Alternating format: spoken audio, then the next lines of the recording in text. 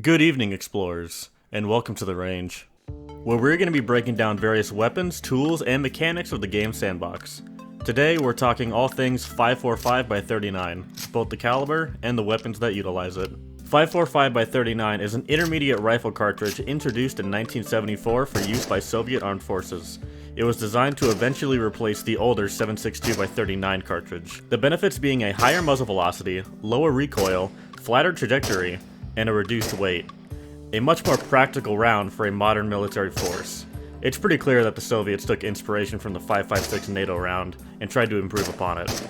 Is it better than 5.56? It's actually a fairly divisive topic, with some swearing themselves to one cartridge over the other, claiming their camp is clearly superior. What do I think? Well, I don't think, so let's move into the in-game stuff. Ammunition here has a fairly standard selection.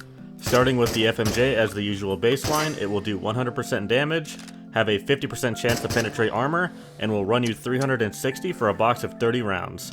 AP will bring your AP chance to 90%, but will bring your damage down by 10% for a cost of 420 for a 30 round box. And Subsonic will make your shots much quieter, while only lowering your projectile velocity by 50%. This will make it more difficult to hit your shots at range, especially on moving targets. These rounds will run you 330 for a box of 30. AP is definitely the most effective choice here, especially for late game missions in areas where armored mimics are common. Moving on to the weapons, first up is the AK-74. Introduced in 1974 and designed by Kalashnikov himself, it was made to use the newly developed and more modern 5.45 by 39 cartridge. Functionally speaking, it's identical to the prior AKM, just chambered in a different caliber. That being said, they are somewhat hard to tell apart, the easiest way being the 74 has a much more subtly curved magazine than the 47. The AK-74 is currently in service with the Russian Armed Forces. In-game it has a weight of 3.07 kilograms, a mag size of 30, and a damage per shot of 50. On the right side, it has a standard AK fire selector, the lowest position being semi-automatic, the middle position being fully automatic, and the top position being safe. Bear in mind the charging handle will not function if the weapon is on safe, as it prevents the bolt from going all the way back. With all AK-style weapons, you can reload them by using a fresh mag to knock out the old one. This can save precious seconds in an intense firefight. I do it for nearly every reload in my sample footage, but here's a live demonstration anyway.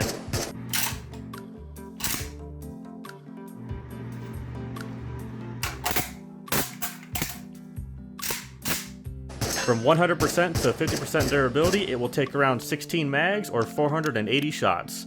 The sights are, in my opinion, the best in the game as far as AKs go. For upgrades, you can get a B-rail for 600, minus 20% recoil for 750, plus 20% fire rate for 650, and a B-rail sight for 750. If you want one without paying, they can be found in metal crates in Pobeda and beyond. Overall, it's a good rifle, and more than capable of carrying you through the late game. I'll give it a 7 out of 10. Next up is the AKS-74U. It is essentially a shortened, compact version of the AK-74. Adopted in 1979, it was primarily used by Russian special forces, support units, and law enforcement. It is meant to be an in-between between a full-size rifle and a submachine gun. Fun fact, the muzzle device that you see on the end of the barrel is actually a muzzle booster. It's meant to allow gas to be pushed back into the barrel and increase pressure to ensure that the piston and bolt can cycle properly. In-game it has a weight of 2.5 kilograms, a mag size of 30, and a damage per shot of 45. From 100% to 50% durability, it will take around 14 mags or 420 shots. The sights on this one aren't as good or visible as on the full 74, unfortunately, but they're still very usable. It has a cost of 4,000 in the shop. It shares all the same upgrades as the 74 with one exception, an accuracy upgrade for plus 15% for 650. I would highly recommend getting this upgrade, as this gun does have the lowest accuracy by default of the three 5.45 weapons. If you want one without buying, you can find them in metal crates in Pobeda and beyond.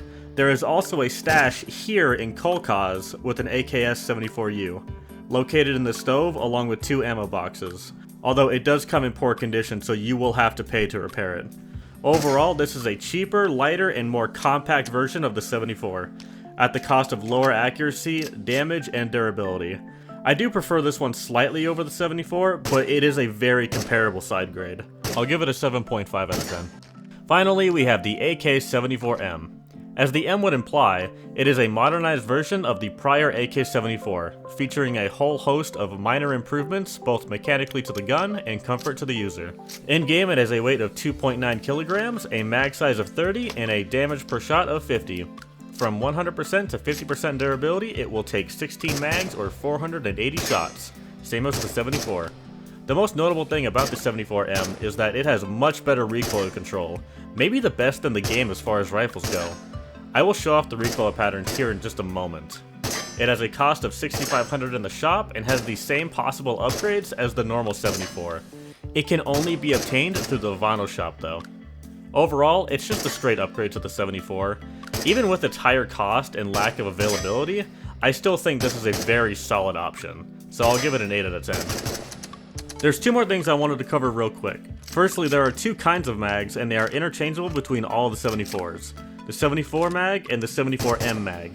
Visually, the 74 is orange and the 74M is black. The 74M is lighter and more reliable, but can only be obtained by purchase and is more expensive.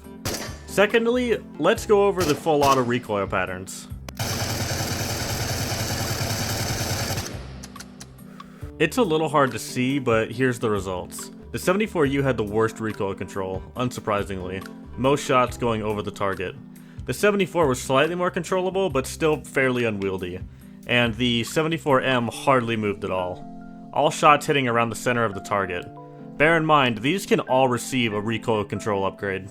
For the purposes of the game, the 545 is personally my preferred intermediate cartridge.